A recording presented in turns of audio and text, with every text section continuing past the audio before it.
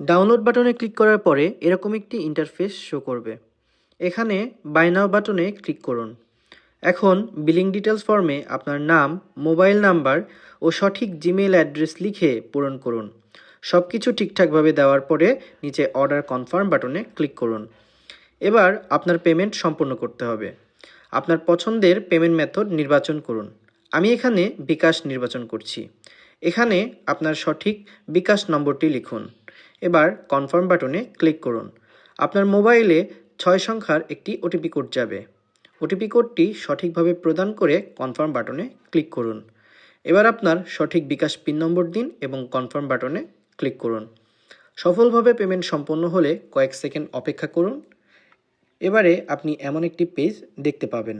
নিচের দিকে download button দেখতে পাবেন। সেখানে ক্লিক করলেই আপনার ফাইলগুলো ডাউনলোড শুরু হবে।